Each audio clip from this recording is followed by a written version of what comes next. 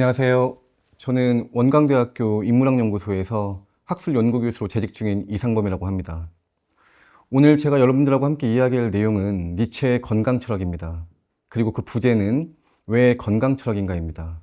우선 건강철학은 니체의 철학에서 등장하는 건강과 병에 대한 개념을 그의 철학적 의도를 부각시킨다는 측면에서 연구, 논증, 해명하는 작업을 이야기합니다. 그럼 천천히 니체의 건강철학에 대해서 여러분들께 설명드리도록 하겠습니다. 제가 학위를 받고 한국에 들어와서 천천히 연구를 시작하면서 처음에 집필했던 책이 니체의 건강철학이었습니다. 니체의 건강철학은 건강철학을 방법론으로 증명하고자 했던 시도를 담고 있는데요. 제 박사 논문인 니체의 건강철학과 제가 한국에서 집필하고 출간한 니체의 건강철학은 제목은 같지만 그 내용 측면에서는 완전히 다른 책입니다. 저는 그만큼 박사 논문을 작성하는 시기에 했던 연구 방법론을 바탕으로 조금 더 다른 새로운 개념들을 취합하고 논증해서 니체의 건강철학이라는 책을 집필했습니다. 그리고 그 이후에 니체의 정돈과 건강, 니체의 그의 철학과 건강의 메타포, 이 두 권의 책 역시도 니체의 건강철학을 보완하고 확장하고자 했던 시도를 담고 있습니다. 그리고 비교적 최근에 나왔던 니체 철학의 의철학적 사유는 제가 건강과 병에 대한 연구를 진행하면서 이러한 의구심이 들었습니다. 철학이 의철학의 사상적 토대가 될 수 있을까? 저는 그 물음에 답해보고자 니체의 건강철학을 바탕으로 철학이 의철학의 사상적 토대가 될 수 있다는 그런 생각을 하고 이 연구를 진행하게 되었고 또 책으로 출간하게 되었습니다. 이번 강의의 문제의식입니다. 니체의 철학적 방법론을 건강철학으로 규정할 수 있는가? 저는 이런 물음을 제기하면서 여러분들과 함께 이야기를 나누고 싶은데요. 왜 니체의 철학에 건강과 병에 대한 내용 및 개념들이 많이 등장하는 것일까? 니체가 단순히 병자이기 때문일까? 그렇다면 건강과 병은 니체의 철학에 어떤 영향을 주었을까? 그렇다면 니체는 어떤 인간적인 현상을 병의 증상으로 진단했는가? 니체의 이러한 철학적 관점을 그의 철학적 방법론으로 규정할 수 있을까? 결론부터 말씀드리면 건강과 병에 대한 니체의 철학적 관점들은 그의 철학을 대변하는, 즉 그의 철학적 의도를 대변하는 중요한 방법론으로 작용할 수 있습니다. 지금 제가 5개의 물음을 제기했는데요. 그 첫 번째 결론은 다음과 같습니다. 니체는 건강과 병에 대한 개인적인 경험을 세계와 인간을 바라보는 철학적 관점으로 확장시켰다는 것입니다. 신의 죽음과 허무주의, 즉 실존적 데카당스를 유발할 수 있는 허무주의와 위범인식 그리고 힘의 의지, 이러한 모든 철학적 개념들이 바로 니체가 병 속에서 괴로워하고 고통받으면서 스스로 꿈꿨던 하나의 인간적 이상을 의미한다고 보시면 되겠습니다. 결론 두 번째, 실존적 병은 속박된 정신과 나약한 의지로 인해 스스로를 긍정하고 극복할 수 없는 상태를 의미합니다. 맨 마지막 강의에서 다시 한번 설명드리겠지만 니체가 이야기하는 건강과 병은 의학적인 측면에서 바라볼 수 있는 육체적 병을 정확히 지시하지는 않습니다. 실존적 병이라고 이해하시면 될 것 같습니다. 그렇다면 건강 역시 실존적 건강을 이야기하는 것이겠죠. 세 번째 결론입니다. 인간의 실존적 건강을 위한 철학적 방법론을 제시하는 니체의 철학은 건강 철학으로 이해할 수 있다는 것입니다. 그렇다면 건강과 병에 대한 니체의 철학적 문제의식은 무엇일까? 니체는 어떤 인간적인 현상을 철학적인 병, 즉 실존적 병이라고 진단했는가? 니체는 절대적 존재 및 진리와 그 도덕적 가치들에 자신의 정신과 의지를 위임한 결과 스스로 변화를 수행할 수 없는 상태. 니체의 표현에 의하면 의지의 병, 의지의 유약화, 생적 자기 모순과 같은 병을 니체는 철학적 병, 즉 실존적 병이라고 진단했습니다. 니체가 신의 죽음을 선언했던 이유는 바로 이것이죠. 형이상학적 종교적 이원론으로 인해서 인간은 자신 안에 내재한 정신과 힘을, 즉 의지를 온전히 자기 자신을 위해 사용할 수 없는 상태에 이르렀다는 것입니다. 왜냐하면 진리를 추구하는 사람은 자신의 정신과 의지를 모두 진리를 향해서 위임하고 위탁해야만 하거든요. 그러면 자기 안에 내재한 정신과 의지이기 때문에 온전히 자신만을 위해 사용되어야 함에도 불구하고 자신을 위해서 발현할 수 없다는 것이겠죠. 바로 이러한 상태를 니체는 스스로 변화를 실현할 수 없는 상태, 실존적 병으로 진단하는 것입니다. 즐거운 학문 서문에 있는 글인데요. 이 글을 읽고 다시 우리의 물음을 진행하도록 하겠습니다. 하지만 니체 씨는 이제 그만 내버려 두기로 하자. 니체 씨가 다시 건강을 회복한 것이 우리와 무슨 상관이 있단 말인가. 심리학자에게 건강과 철학의 관계에 대한 물음보다 흥미로운 것은 거의 없을 것이다. 그리고 심리학자 자신이 병이 든다면 그는 자신의 학문적 호기심 전체를 병에 집중할 것이다. 니체는 이 글에서 본인을 삼자화시키고 있죠. 바로 건강과 철학의 관계를 심리학적으로 묻고 있습니다. 그 이유는 니체가 이야기하는 건강은 심리학적이기도 하며 실존적이기 때문에 중요한 것은 병 아래 은폐된, 즉 병 아래 억압된 인간의 정신과 의지를 문제시하고 있다는 것입니다. 건강으로부터 시작된 병에 대한 사유는 병을 제거해야 할 대상으로 여기게 되겠죠. 하지만 병으로부터 시작된 건강에 대한 사유는 병을 새로운 건강으로 이르는 과정, 즉 긍정과 극복의 대상으로 여길 수 있도록 만들어줍니다. 여기서 한 명의 철학자의 글을 인용해 볼 텐데요. 알빈 미타시입니다. 알빈 미타시는 1952년에 자연철학자로서의 프리드리히 니체라는 글을 집필했습니다. 그리고 그 중에 다음과 같은 글이 있습니다. 철학함의 유형은 사상가의 건강 상태에 의존하게 된다. 조금 전에 니체가 철학과 건강의 관계를 심리학적으로 해명했던 것처럼 한 철학자, 즉 사상가의 건강 상태는 바로 그가 어떤 철학을 하게 되는지 나타내주는 가장 중요한 토대라는 것입니다. 그리고 이 부분에 대해서 니체는 다음과 같이 명확하게 이야기하고 있습니다. 인격을 지닌 사람이라면 그 인격에 적합한 철학을 가지고 있을 것이다. 하지만 여기에는 커다란 차이가 있다. 혹자는 자신의 결핍에서 철학을 하고 또 혹자는 자신의 풍요로움과 활력에서 철학을 한다. 전자의 경우에는 그것이 기댈 곳이건 위안, 약, 구원, 저항 혹은 자기 소외감 간에 철학을 필요로 한다. 후자의 경우는 단지 호사스러운 사치거나 최상의 경우라 할지라도 개념의 하늘에 조화로운 문자로 새겨져야 할 승리감에 도취된 감사의 기쁨에 지나지 않는다. 그러나 모든 병든 사상가가 그렇듯이 심각한 고통이 철학을 하게 만드는 보다 일반적인 경우에 병의 압박에 의해 생겨난 사상은 어떤 모습으로 나타날 것인가? 바로 이것이 심리학자에게 중대한 관심사가 되는 물음으로써 이 문제에 관해서는 실험이 가능하다는 것입니다. 니체는 건강을 추구하는 철학자, 즉 건강을 추구한다는 것은 건강 그 자체만을 추구한다는 것이 아니라 그 이면에는 병을 긍정할 수밖에 없다는 철학이 놓여져 있겠죠. 하지만 병적인 경우, 즉 자신의 병에 억압된 상태에서 철학을 하는 경우에는 그 철학이 과연 어떤 방식으로 드러날 것인가, 니체는 이 부분에 대해서 심리학적으로 물음을 제기하는 것입니다. 그리고 이 부분에 관해서는 실험이 가능하다고 보고 있죠. 그 실험이 가능한 부분에 대해서는 다음 슬라이드에서 다시 설명드리도록 하겠습니다. 여러분, 저는 여기서 또 한 명의 사상가의 글을 인용해 볼 생각인데요. 그는 하이니히 슈퍼게스입니다. 철학자이자 의사로서 니체에 대한 글을 썼고 그 책 일부에 이런 글이 남아 있습니다. 건강에 대한 개념을 가진 철학자들에게 병의 모든 현상들이 필연적으로 연관되어 있다는 것은 우연이 아니다.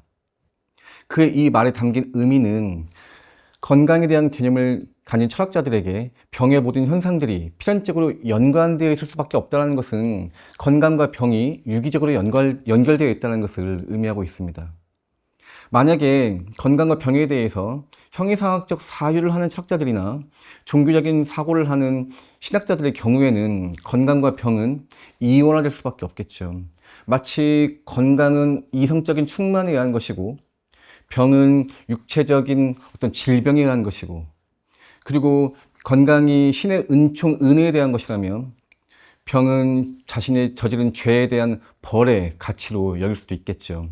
하지만 건강에 대한 개념을 가진 철학자들에게 병의 모든 현상들이 필연적으로 연관되어 있다라는 슈퍼게스의 이 말은 니체라는 철학자가 그의 사상 속에서 건강과 병을 유기적으로 잘 사유하고 있다는 것을 보여주고 있습니다.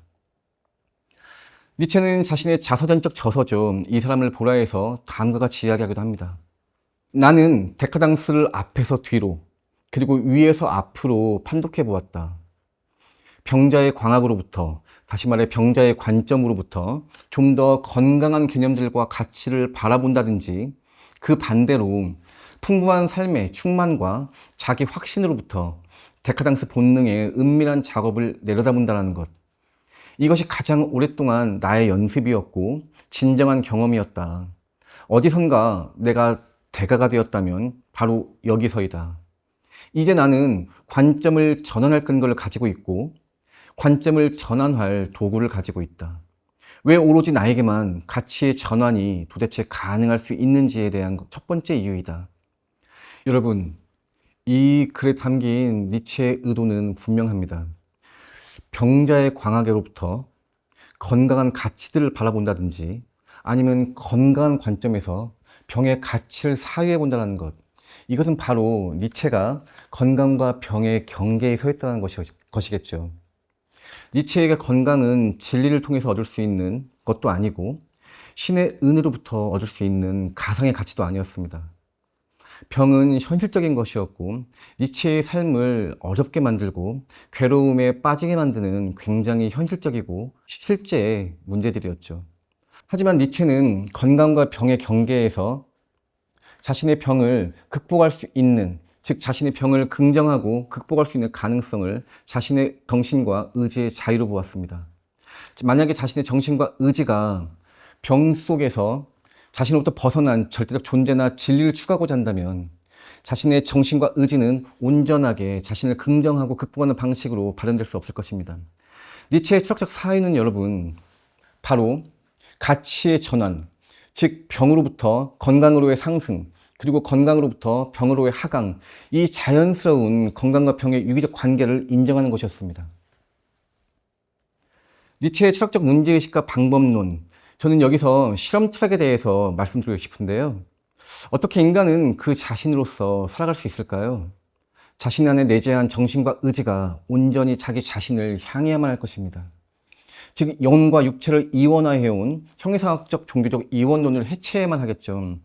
만약에 영혼과 육체가 이원화된다면 건강과 병의 가치 역시 이원화될 수밖에 없겠죠.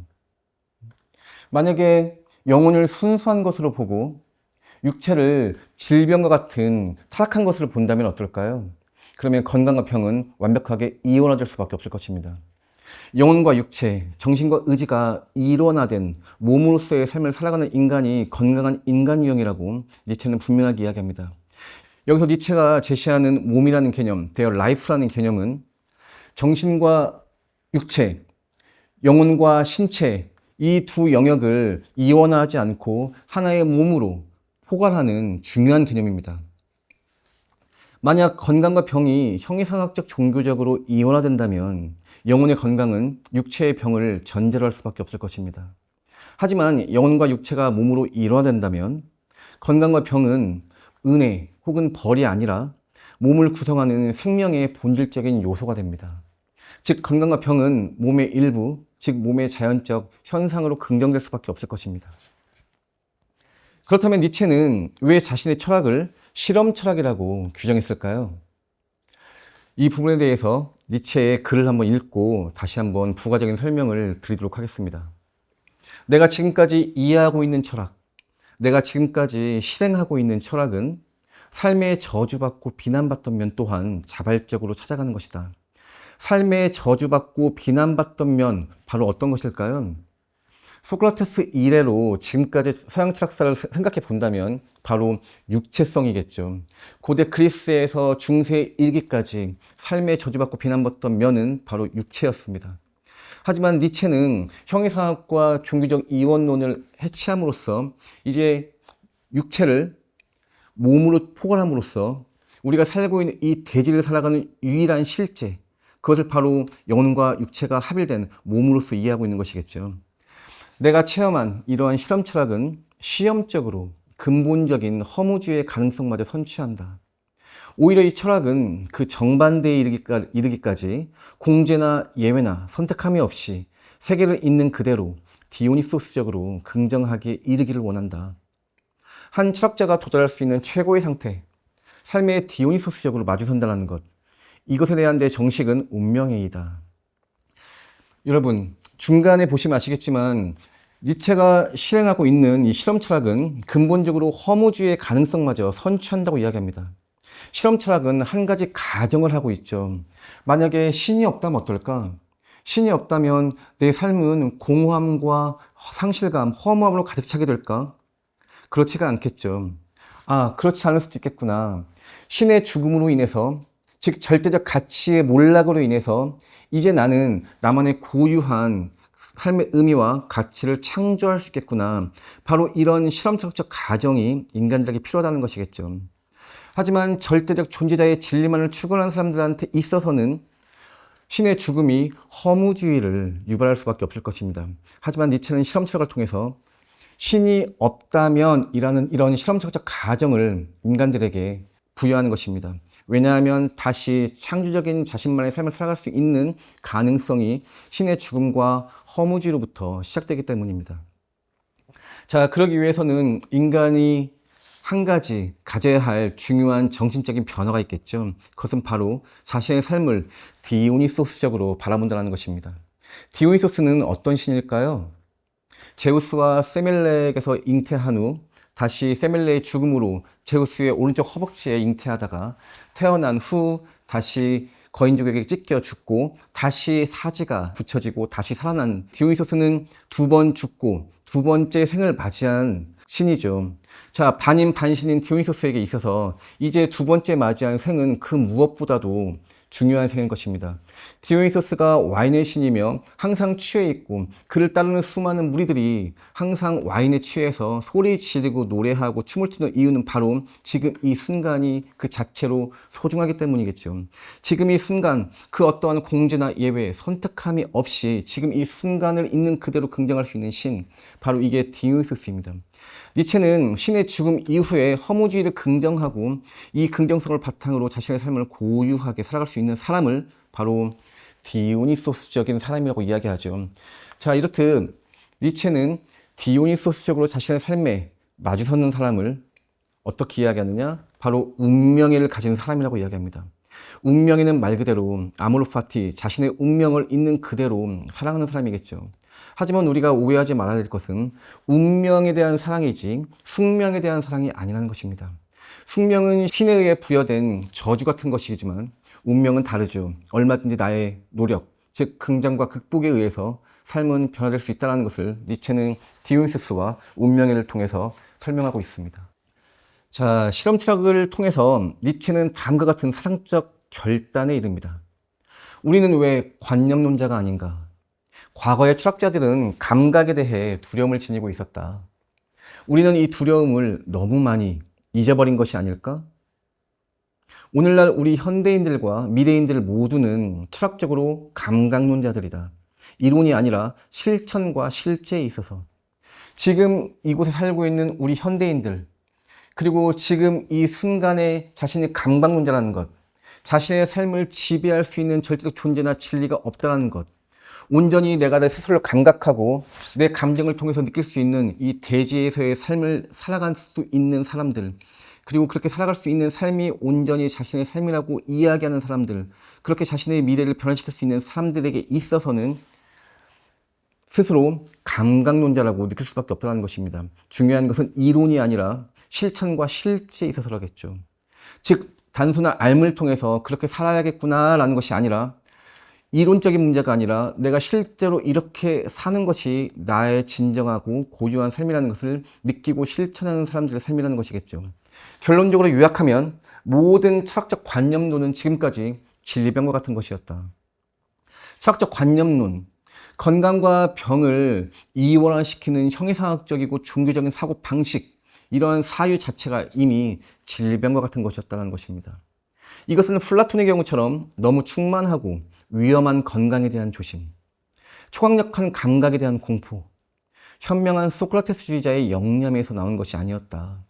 아마도 우리 현대인들, 즉 플라톤의 관념을 필요로 하기에는 그다지 건강하지 못한 것이 아닐까. 우리는 감각을 두려워하지 않는다. 여러분, 이렇듯 니체의 실험 철학은 데카르트가 이야기했던 만약에 산이 없다면 어떨까, 만약에 무엇이 없다면 어떨까, 만약에 신이 없다면 어떨까 등등등의 회의적인 방식으로 마지막에 자신을 남기는, 즉 사유 안에 자신을 남기는 회의주의적인 실험이 아니라 내가 나로서 살기 위해서 꼭 신이 필요한 것일까? 내가 나의 삶을 올곧게 유지하기 위해서 절대적 진리 혹은 절대적 가치 아니면 나의 삶을 다른 사람들과 온전히 살기 위해서 꼭 평등한 도덕적 가치 그런 관념들이 필요한 것일까? 이러한 가정을 이야기하는 것입니다. 하지만 니체는 분명하게 이야기하죠. 우리 현대인들은 이제 관념론을 필요로 하지 않는다. 우리는 지금 이 순간, 지금 이 현재를 살아가는, 온전히 나로서 이 현재를 살아가는 나 자신일 뿐이다라는 것을 니체는 실험 철학을 통해서 분명히 이야기하고 있습니다. 우리는 감각을 두려워하지 않죠. 우리는 감각하는 것만이 나 자신이고 감각을 인정하고 허용하는 이 편의 세계만이 우리가 삶을 살아가는 유일한 세계라는 것을 인정하고 있다는 것을 니체는 실험 철학을 통해서 분명하게 이야기해주고 있습니다. 그렇다면 니체는 어떻게 철학적 관념론을 실존적 병의 근원으로 규정할 수 있게 되었는가? 여기서 우리는 니체의 철학적 해부학으로 통용될 수 있는 계보학에 대해서 이야기해 볼 생각입니다. 니체는 계보학을 통해서 다음과 같은 사실을 분명하게 이야기합니다. 병이 아니라 병적인 것이 유전되었다. 사실 병이 유전될 수는 없죠. 형이상학과 이원론, 즉 고대 그리스의 형이상학적 방식, 이성 중심주의적인 사고방식, 합리주의적인 사고방식으로부터 중세를 거쳐 근대에 이르기까지, 즉 데카르트에 이르기까지 우리의 모든 사고 양식이 이성에 의해서 규정될 수밖에 없다는 것. 이성적인 사고를 하게 된다면 우리는 필연적으로 이성을 중시하는 이론적인 인간이 될 수밖에 없을 것입니다. 하지만 우리 인간 존재는 이성으로만 포착될 수는 없겠죠. 우리 안에는 끊임없이 생동하고 생기하는 수많은 욕구, 욕망, 충동, 본능, 감정, 의지 등의 정념이 있거든요. 자, 중요한 것은 특정한 명칭의 병이 아니라 나를 이원론적 사고 아래 내 육체적 자연성을 억압하고 부정하는 병적인 것, 즉 병적인 사고가 유전되었다는 것입니다. 이 작업을 통해 니체는 결론적으로 신의 죽음을 선언하는 것입니다. 신이 죽어야만 신을 상정해냈던 이성적이고 합리주의적이고 형이상학적이고 종교적인 사고 방식 자체가 해체되기 때문입니다. 니체는 현대 인간들을 바라보며 한 가지 병적 증상을 발견합니다. 그 병의 증상은 말 그대로 실존적 병이겠죠. 스스로 자기 삶의 의미를 창조할 수 없는 실존적 무기력, 그리고 창조적 무능력과 같은 것이었습니다. 니체는 도대체 왜 오늘 살아가고 있는 현대인이 자기 자신으로서 살아왔고 자기 자신으로서 살고 있으며 앞으로도 자기 자신으로서 살아가야만 하는데 왜 온전히 자기 자신에게 집중하는 삶을 살아가지 못할까라는 이런 물음 아래 그 원인을 찾기에 이릅니다. 그리고 근대로부터 시작해서 중세, 고대를 거슬러 올라가기 시작합니다. 그리고 그 끝자락에서 한 가지 병적인 원인을 발견합니다.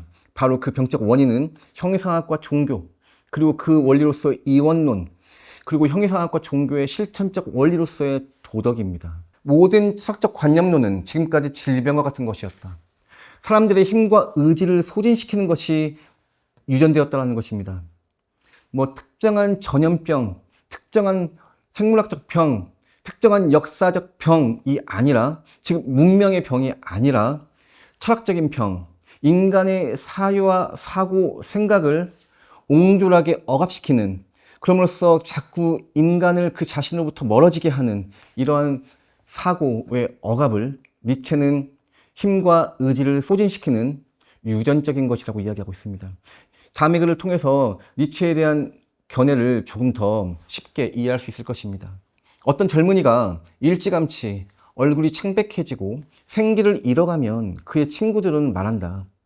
이러이러한 질병 때문이야.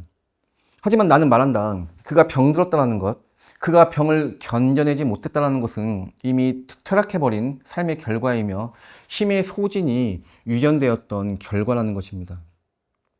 니체는 이렇게 명확하게 이야기하기도 합니다.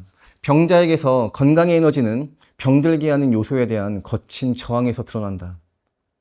병자가 가질 수 있는, 병자가 발현할 수 있는, 병자가 표출할 수 있는 가장 강한 건강의 에너지는 무엇일까요? 아마도 그 에너지는 건강 자체를 부정하는 에너지가 아니라 자신의 병을 긍정하고 그 병으로부터 억압되지 않고 그 병의 미명 아래 자신의 삶을 부정하지 않고 긍정하고 극복하고자 하는 거친 저항을 이야기할 것입니다.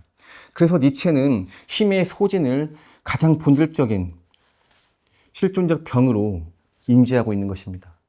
실험 철학과 개혁을 통해 도달한 사상적 단계는 다음과 같은 것입니다. 철학은 여러분, 형이상학과 종교의 이원론으로 인간의 삶에 영향을 미쳐왔죠. 이원론의 해체로 인해 이제 인간은 다시 경계에 서야만 합니다. 이 경계는 건강과 병의 경계이기도 하고 그 이전에 이미 이편과 저편의 세계의 경계, 영혼과 육체의 경계, 선과 악의 경계, 옳고 그름의 경계를 의미할 것입니다. 그리고 오늘날의 관점으로 따지면 어떤 가치의 경계를 의미할까요? 성공과 실패의 경계, 행복과 불행의 경계, 기쁨과 슬픔의 경계, 사랑과 이별의 경계, 모든 가치의 경계를 의미하는 것입니다. 인간은 그 가치의 경계에서 스스로를 인식할 수 있는 가장 기본적인 변화의 단계를 시작하게 됩니다. 이렇듯 이원론적 사고에 은폐된 정신과 의지를 깨워야만 한다고 니체는 이야기합니다.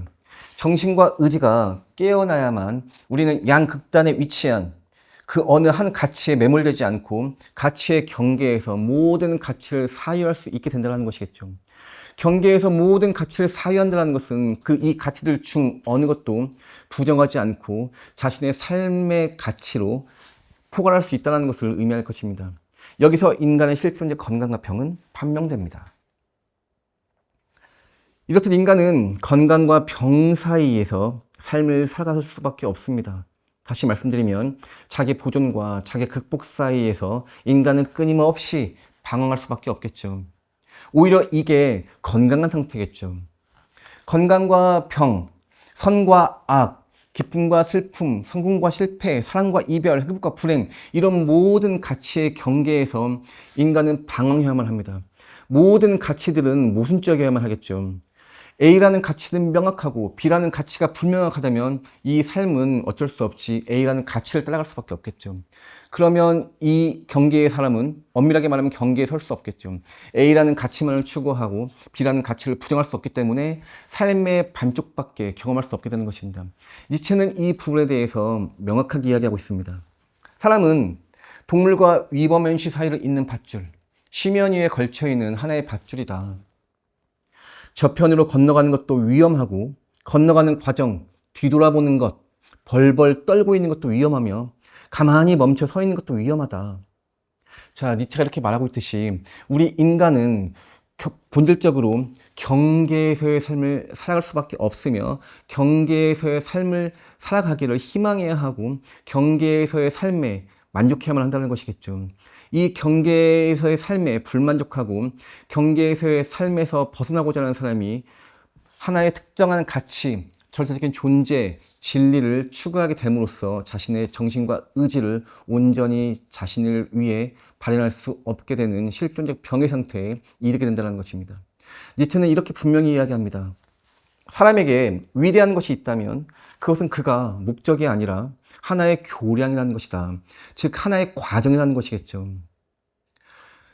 그리고 사람에게 사랑받아 마땅한 것이 있다면 그것은 그가 하나의 과정이요 몰락이라는 것이다.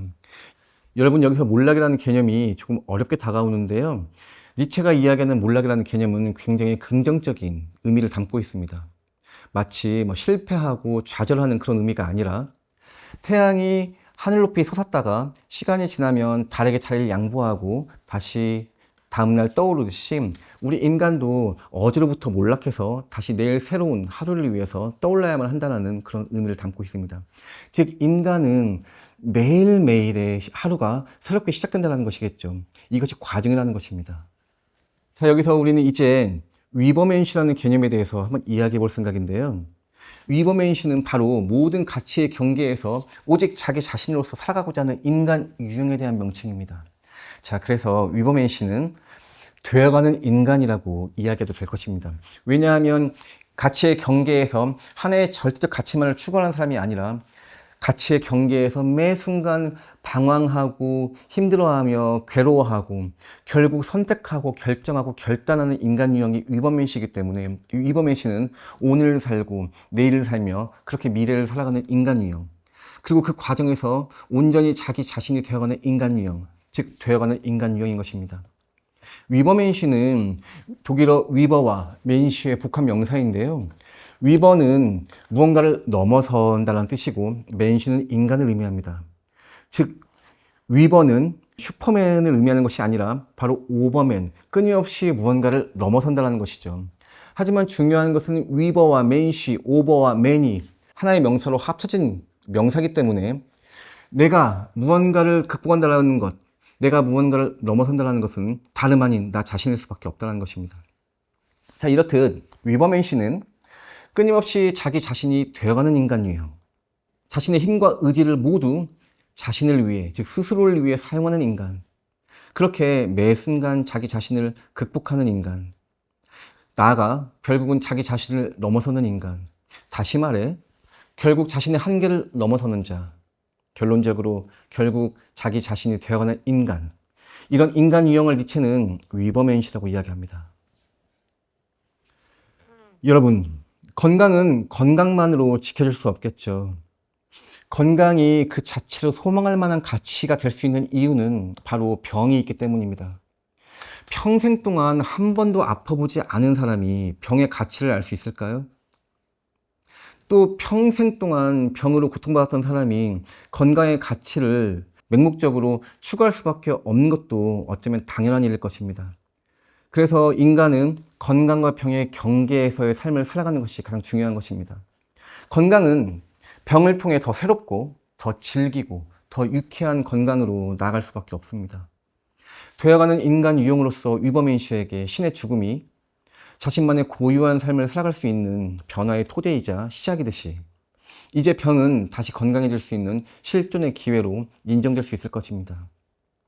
마지막으로 니체가 제기하는 한 가지 물음, 니체는 이 물음을 위대한 물음이라고 표현하고 있습니다. 이 위대한 물음이 어떤 것인지 이야기해보고 다음 강의에서 다시 이 물음에 대해서 여러분들과 함께 이야기해 보도록 하겠습니다. 우리가 병 없이 제대로 살 수 있을 것인가? 우리의 덕의 발전을 위해 병이 없어도 될 것인가? 인식과 자기 인식을 향한 우리의 갈증은 건강한 영혼만큼이나 병든 영혼을 필요로 하는 것은 아닌가? 이 위대한 물음의 답은 명확하죠. 건강은 건강만으로 지켜줄 수 없다는 것. 인간이 진정한 실존적 건강을 추구하기 위해서는 마땅히 병의 가치를 긍정하고 인정하고 허용하며 그리고 이 정신적 변화를 바탕으로 극복하고 넘어설 수 있는, 다시 말해 자신의 한계를 극복할 수 있는 위버맨시적인 존재, 즉 위버맨시적인 사고를 할 수 있는 인간으로 변화될 수 있어야만 한다는 것을 의미합니다. 감사합니다.